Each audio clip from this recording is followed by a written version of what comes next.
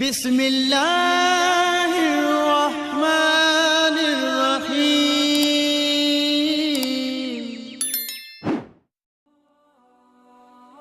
Assalamualaikum warahmatullahi wabarakatuh. Selamat datang kembali di channel Aksara Islam. Sahabat beriman, tidur menjadi waktu bagi kita untuk beristirahat setelah seharian berkegiatan. Saat tidur, kita tidak hanya mengistirahatkan badan, namun juga pikiran dari segala penat selama satu hari. Dalam ajaran Islam, dianjurkan untuk melakukan sejumlah amalan sebelum beranjak ke tempat tidur. Tujuannya agar tidur kita tak hanya berkualitas bagi fisik dan psikis, namun juga mendatangkan pahala bagi yang melakukannya, bahkan dijaga oleh malaikat.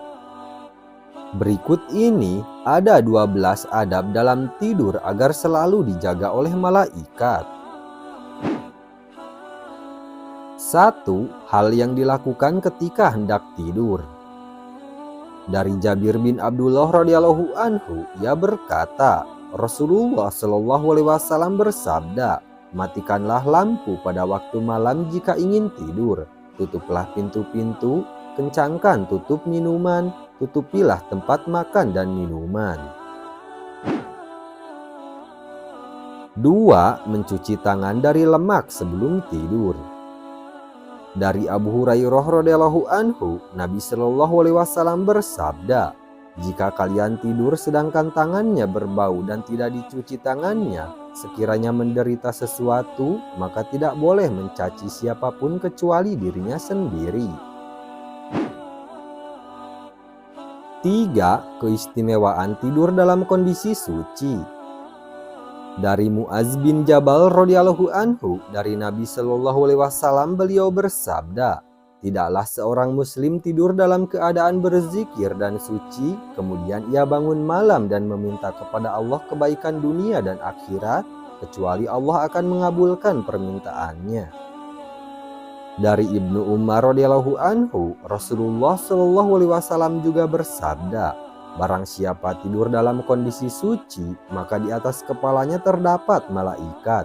Tidaklah ia bangun kecuali malaikat akan berdoa untuknya, 'Ya Allah, ampunilah hambamu ini si fulan, sungguh ia semalaman dalam keadaan suci.'" 4. Bacaan ayat Al-Quran menjelang tidur.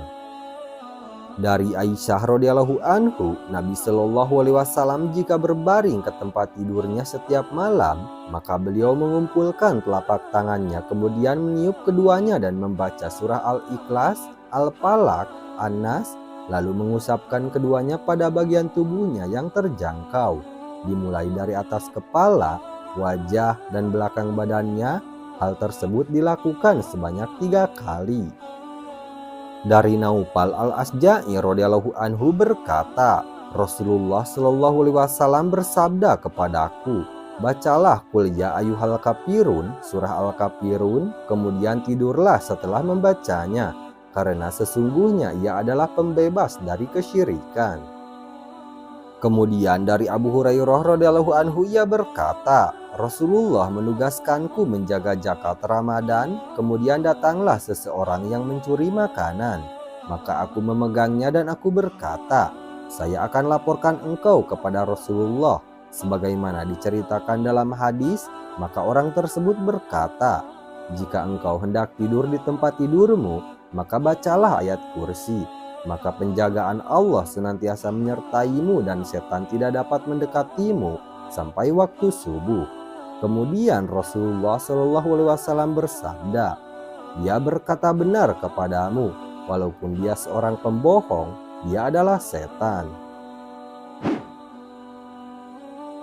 5. Takbir, tasbih, tahmid ketika hendak tidur. Dari Ali radhiyallahu anhu, Fatimah radhiyallahu anhu datang seraya meminta seorang pembantu kepada Rasulullah Shallallahu alaihi wasallam, tapi beliau tidak menyetujuinya. Fatimah berkata, "Beliau mendatangi kami pada saat kami akan tidur, seraya bersabda, 'Apakah kalian mau aku tunjukkan sesuatu yang lebih baik daripada yang kalian minta?' Jika kalian hendak ke tempat tidur, maka bertakbirlah kepada Allah Ta'ala 34 kali, dan bertahmidlah 33 kali, dan bertasbihlah 33 kali. Sesungguhnya itu lebih baik daripada yang kalian minta. 6. Menyediakan tempat tidur sesuai kebutuhan. Dari Jabir bin Abdullah radhiyallahu anhu, Rasulullah shallallahu alaihi wasallam bersabda kepadanya, satu tempat tidur untuk laki-laki, satu tempat tidur untuk istrinya, tempat tidur yang ketiga untuk tamu, dan tempat tidur keempat untuk setan. 7. Tidak banyak ngobrol setelah Isya kecuali untuk tujuan yang benar. Dari Abu Barzah radhiyallahu anhu, Nabi Shallallahu alaihi wasallam bersabda, tidaklah suka tidur sebelum Isya dan tidak suka berbincang-bincang setelahnya. 8. Mengibas tempat tidur 3 kali. Dari Abu Hurairah radhiyallahu anhu, ia berkata, Rasulullah Shallallahu alaihi wasallam bersabda, jika kalian hendak berbaring di tempat tidur, maka kibaslah tempat tidur kalian dengan dalaman sarungnya. Sesungguhnya ia tidak mengetahui apa yang menggantikannya, kemudian hendaklah berdoa. Dengan nama Engkau, Tuhanku, aku meletakkan lambungku, dan dengan namamu pula aku mengangkatnya. Jika Engkau menahan jiwaku, maka kasih sayangilah diriku, dan jika Engkau melepaskan jiwaku, maka jagalah ia dengan sesuatu yang Engkau jaga hamba-hambamu yang soleh. Dalam riwayat lain disebutkan, maka supaya ia mengibas tempat tidurnya dengan sebagian sarungnya sebanyak 3 kali. 9. Berwudu kemudian tidur miring ke sisi kanan. Dari Bara bin Azib radhiyallahu anhu, Rasulullah shallallahu alaihi wasallam bersabda kepadaku, jika kamu mendatangi tempat tidurmu, maka berwudulah seperti wudumu untuk sholat. Kemudian tidurlah miring ke sisi kananmu, kemudian berdoalah. Ya Tuhanku, aku serahkan diriku kepadamu dan aku pasrahkan perkaraku kepadamu. Dan aku mohon perlindungan atas punggungku kepadamu dengan penuh harap dan takut kepadamu. Tidak ada perlindungan dan tempat selamat darimu kecuali kepadamu. Aku beriman dengan kitabmu yang telah engkau turunkan kepada nabimu yang telah engkau utus.